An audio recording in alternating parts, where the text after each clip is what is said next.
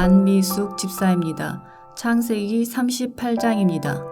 그 후에 유다가 자기 형제들로부터 떠나 내려가서 아둘람 사람 히라와 가까이 하니라. 유다가 거기서 가나안 사람 수아라 하는 자의 딸을 보고 그를 데리고 동침하니 그가 임신하여 아들을 낳음에 유다가 그의 이름을 엘이라 하니라. 그가 다시 임신하여 아들을 낳고 그의 이름을 오난이라 하고 그가 또 다시 아들을 낳고 그의 이름을 셀라라 하니라. 그가 셀라를 낳을 때에 유다는 거십에 있었더라. 유다가 장자 엘을 위하여 아내를 데려오니 그의 이름은 다말이더라.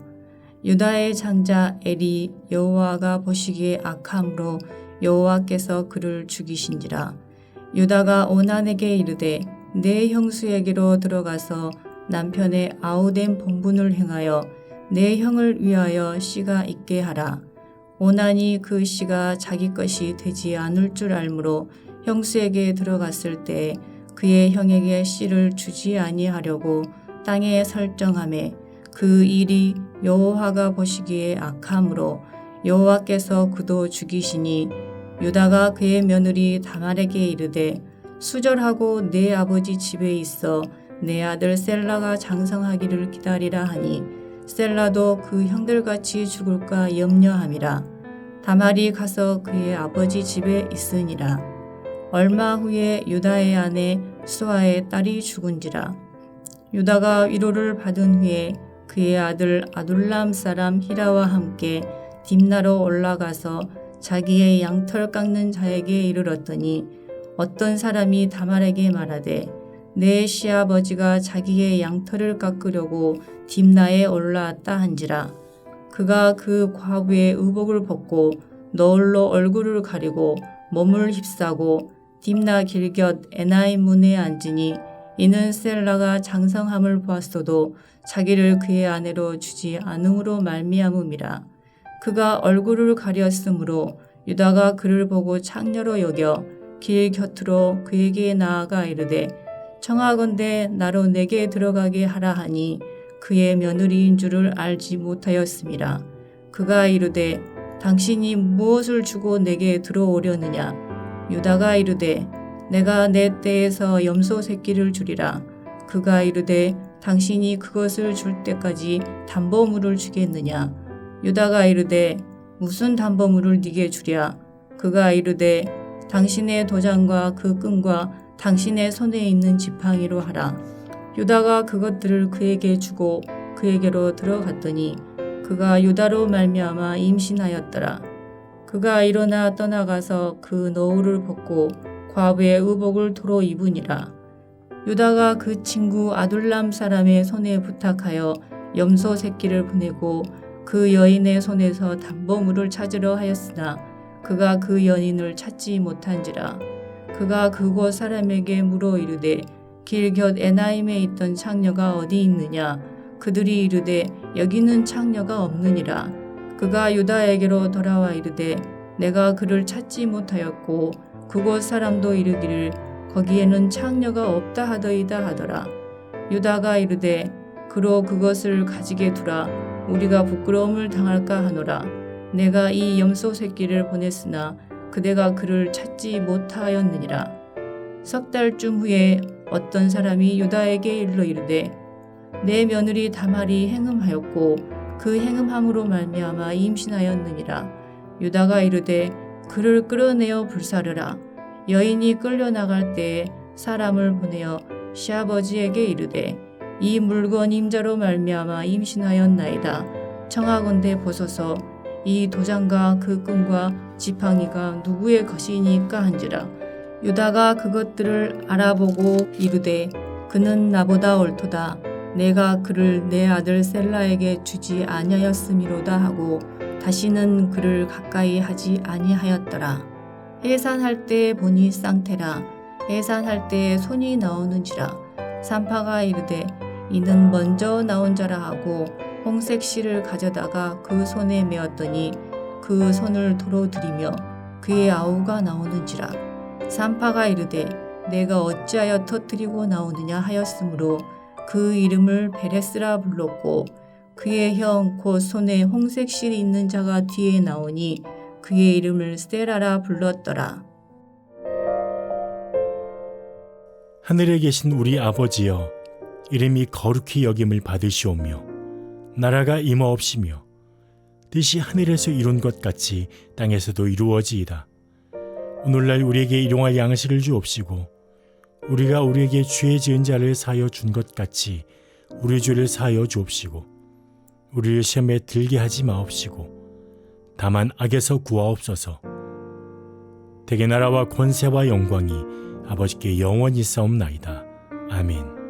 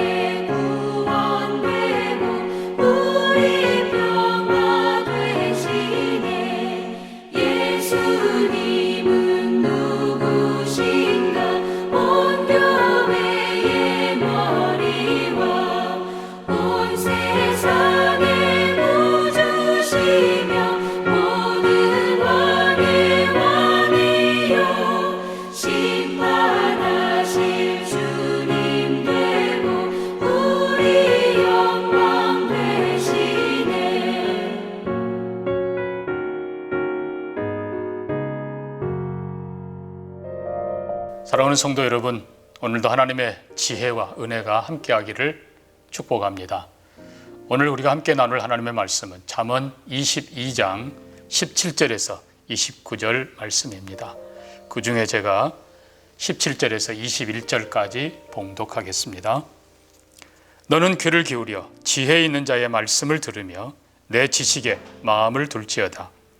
이것을 내 속에 보존하며 내 입술 위에 함께 있게 함이 아름다우니라. 내가 내게 여호와를 의뢰하게 하여 이것을 오늘 특별히 내게 알게 하였노니 내가 모략과 지식의 아름다운 것을 너를 위하여 기록하여 내가 진리의 확실한 말씀을 깨닫게 하며 또 너를 보낸 자에게 진리의 말씀으로 회답하게 하려 함이 아니냐. 아멘. 특별히 잠언 22장 20절 말씀을 보면 내가 모략과 지식의 아름다운 것을 너를 위해 기록했다라고 되어 있는데, 이 말씀이 영어 성경 그리고 원문에는 30개의 말씀으로 기록되었다 이렇게 되어 있어요. 그래서 이 30개의 지혜, 이후부터 특별히 24장 22절까지 30개의 지혜가 펼쳐지는데, 오늘 우리가 읽은 본문은 이 지혜를 위한 서론격이 되겠습니다. 그래서 오늘 말씀의 제목은 지혜를 배우는 자세 혹은 태도에 대한 것입니다. 자, 우리가 다시 17절 보면요, 너는 귀를 기울여 지혜 있는 자의 말씀을 들으며 라고 했습니다. 지혜를 배우는 자세 첫 번째는 귀를 기울여 들으라라는 것입니다. 영어 표현에는 pay attention and listen 그렇게 되어 있습니다. 그래서 집중하고 그리고 경청하라는 것입니다. 근데 여기 강조는요, 말하는 사람에게 집중하는 것보다도 그 말씀, 그 진리 자체에 귀를 기울이고 집중하라는 것입니다. 물론 말하고 가르치는 사람의 얼굴, 몸짓, 음성 이런 거에 주의해야 됩니다. 그러나 이 모든 것을 통해 진리, 지혜, 말씀 자체에 집중하는 것이 성경의 바른 가르침인 것입니다. 그래서 말씀을 가르치는 자도 집중에 방해되는 행동이나 요소를 해서는 안 됩니다. 도움이 되는 것이어야 돼요. 이상한 옷을 입고 하거나 이상한 표정, 이상한 표현 안 돼요. 받는 사람도 마찬가지입니다. 집중에 방해되는 것은 제거하고 하나님 말씀에 집중하는 우리 모두가 되기를 바랍니다. 두 번째 강조가 있습니다. 지식에 내 마음을 두라라고 했습니다. 17절 계속 보면요, 내 지식에 마음을 둘지어다. 여기 영어 표현으로는 apply your heart to what I teach로 되어 있습니다. 내가 가르치는 것에 네 마음을 적용을 해라. 그래서 머리가 아니라 마음으로 집중하고 마음으로 듣고 마음으로 배우고 마음으로 깨달아내는 것입니다. 그 마음은 우리의 인격의 중심입니다. 우리의 지성이 있는 곳이고 감성과 의지, 내 인격이 있는 곳, 이게 바로 마음입니다. 그래서 이 마음으로 진리를 배우고 마음으로 진리를 깨닫는 그때의 진정한 진리가 우리의 지혜와 축복이 되는 것입니다. 마음 없는 지성은 영혼 없는 것입니다. 마음으로 깨달을 때 거기에 즐거움이 가득하게 되는 것입니다. 그래서 우리 성경도 보면요, 지식의 마음을 둘지어다 라고 했는데 이 말의 원래 뜻은요, 특별히 18절 보면요, 이렇게 됐습니다. 이것을 내 속에 보존하며 내 입술 위에 함께 있게 함이 아름다우니라. 여기 아름답다라는 이 표현의 원뜻은 즐거움을 준다라는 것입니다. 그러니까 영어 표현으로는 For it is pleasing when you keep them in your heart. 너희 마음에 진리를 담을 때, 진리를 깨달을 때, 진리가 가득할 때 네 마음이 기쁘게 된다, 행복하게 된다, 그런 뜻입니다. 그래서 참 말씀이 주는 즐거움, 깨달을 때 받는 그 희열, 이 감격, 이것을 누리며 나누는 여러분 되기를 축복합니다. 잠언 15장 13절도 마음의 즐거움은 얼굴을 빛나게 한다라고 합니다. 또 잠언 17장 22절에서도 마음의 즐거움은 양약이 된다. 하나님께서 우리 마음에 말씀을 깨닫는, 진리를 깨닫는 그 기쁨을 주시고 그 기쁨이 우리의 에너지가 되어서 우리 얼굴을 빛나고 우리 삶을 복되게 하고 우리를 회복시키는 것입니다. 그래서 옛 선인도 배움의 즐거움을 노래하지 않았습니까? 학이 시습지 불력 열호라. 배우고 익히면 또한 즐겁지 아니한가. 예, 성도에게 정말 이것이 필요합니다. 시편 4편 7편에서도 주께서 내 마음에 두신 기쁨은 그들의 곡식과 새 포도주가 풍성할 때보다 더하니이다. 사랑하는 성도 여러분, 세상의 그 어떤 것, 맛있는 음식 먹는 것보다 혹은 또 금덩이를 보고 다른 어떤 것을 갖는 기쁨보다도 진리를 알고 믿고 깨닫는 이 즐거움, 이 기쁨이 여러분 안에 가득하기를 주의 이름으로 축복합니다. 그 다음 세 번째 중요한 것이 있습니다. 그것은 내 입술 위에 있게 하라라고 했습니다. 이 말의 원뜻은 ready on your lips입니다. 준비된 입술, 완벽히 준비된 상태인 것입니다. 자, 진리의 말씀을 집중해서 듣고 깨닫고 마음에 담았습니다. 근데 마음에 담아 깊은 곳에 내려놓고 그냥 감춰두고 덮어두라는 것이 아니라 이거를 또 생각하고 또 준비해서 내 것으로 만들어서 언제든지 필요할 때 쓸 수 있게 내 입술까지 갖다 놓으라, 그 말입니다. 그래서 21절에 너를 보낸 자에게 대답할 말을 하게 하라. 하나님께 우리는 뭐라고 고백해야 되는가? 그 다음에 너에게서 가르침을 필요로 하는 자녀와 그리고 학생들에게 뭐를 말해 줘야 되는가? 그리고 우리에게 무슨 상황이 닥칠 때 우리는 바로 준비된 말씀으로 얘기해야 됩니다. 예수님도 사탄의 시험 받으실 때 준비된 말씀으로 기록되었으되 주 너희 하나님을 시험치 말라. 기록되었을 때 사람이 떡으로만 사는 것이 아니요 하나님의 입에서 나오는 모든 말씀으로 살 것이라. 준비된 말씀, 이것이 바로 능력이고 지혜고 축복인 것입니다. 아무리 좋은 무기가 있어도, 아무리 좋은 것이 있어도 필요할 때 쓰지 못하면 지혜가 아닙니다. 능력이 아닙니다. 불행한 일입니다. 준비된, 입술에 준비된 말씀이 되기를 바랍니다. 네 번째로 정말 중요한 것이 있습니다. 자, 19절 보십시오. 내가 내게 여호와를 의뢰하게 하려 이것을 오늘 특별히 내게 알게 하였노니.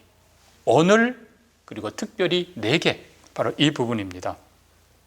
사랑하는 성도 여러분, 진리는 바로 오늘 필요한 것입니다. 오늘 배워야 되는 것입니다. 오늘 배우지 않으면 내일은 기회가 없다는 그런 생각으로 오늘 하나님이 기회 주실 때 배워야 됩니다. 또 하나는 특별히 너를 위하여, 하나님의 모든 약속의 말씀이 특별히 나를 위한 것으로 믿고 받으시기를 바랍니다. 그래서 남에게 적용하는 것이 아니라 바로 나를 위하여, 그리고 지금 내 상황, 지금 내 삶 속에 하나님의 진리가 내 지혜되고 내 능력되고 그리고 내 축복이 돼야 됩니다. 진리는 영혼의 양식과 같습니다. 우리가 일용할 양식도, 육신을 위한 양식도 제때에, 항상 가장 필요한 제때에 먹어야 되는 것처럼 영혼의 양식도 마찬가지입니다. 진리의 말씀도 꼭 필요할 때마다 하나님의 말씀을 읽고 듣고 배우며 깨달으며 영혼의 양식을 삼아서 영혼과 육신과 삶이 즐겁고 강건하시기를 주의 이름으로 축복합니다. 크게 두 번째로 진리를 배우는 목적을 분명히 하십시다. 성경은 세 가지를 가르칩니다. 첫째는 19절에 내가 내게 여호와를 의뢰하게 하려고, 하나님을 의뢰하는 것. 진리를 알면 알수록 하나님을 더 가까이 하고 하나님을 더 경외하고 하나님을 더 의뢰하는 우리의 삶이 되어야 합니다.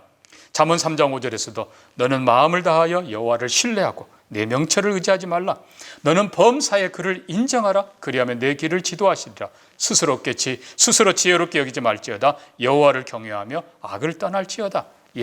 내 명철이 아니라 하나님, 지혜의 근원이신 하나님을 의지할 때, 그때마다 하나님께서 우리에게 더 큰 지혜, 꼭 필요한 은총을 베풀어 주십니다. 또한 악에서 떠나게 되고 하나님이 우리를 가장 좋은 길로 인도하십니다. 두 번째 목적입니다. 모략과 지식의 아름다움을 알도록 하기 위한 것입니다. 여기 모략은 나쁜 뜻이 아닙니다. 영어는 카운슬입니다. 우리의 삶과 형편에 꼭 맞는 조언, 제언, 얼마나 중요한 건지 모릅니다. 그리고 지식은 말 그대로 knowledge입니다. 중요한 건 이건 변하지 않는 것이죠. 또 객관적인 것이죠.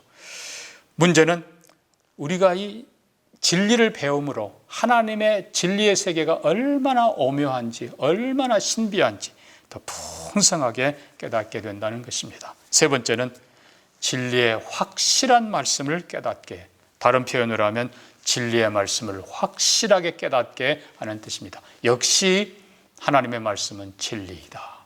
창세기부터 요한계시록 말씀까지 하나님의 계시가, 약속이 어떻게 주어지고 어떻게 성취되고 어떻게 발전하고 어떻게 완성되었는가를 보면서 역시 하나님의 말씀이다, 성경은 진리라는 것을 확실히 깨닫게 될 것입니다. 그래서 믿음의 확신을 갖게 되고 즐겁게 헌신하게 되고 하나님이 주신 그 약속, 상급을 누리게 될 것입니다. 우리가 아는 대로 시편 19편 7절에 말씀합니다.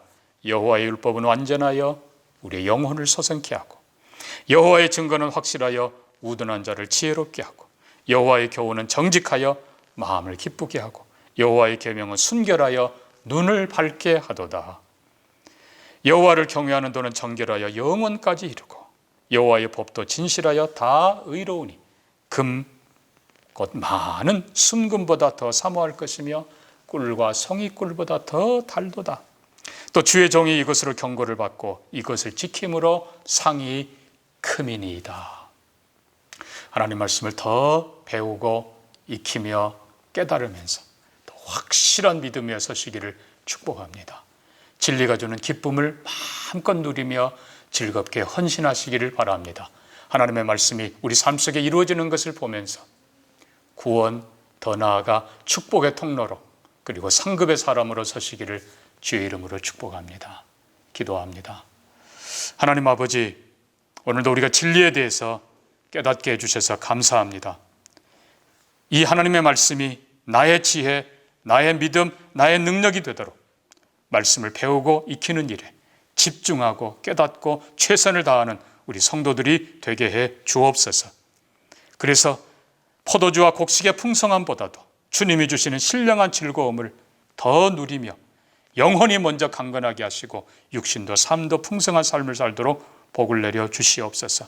하나님 아버지, 이 땅의 교회 교사들뿐만 아니라 이 땅의 모든 교사들이 아이들에게 세상의 처세술이 아니라 하나님의 도를 바로 가르칠 수 있도록 축복하여 주시옵소서.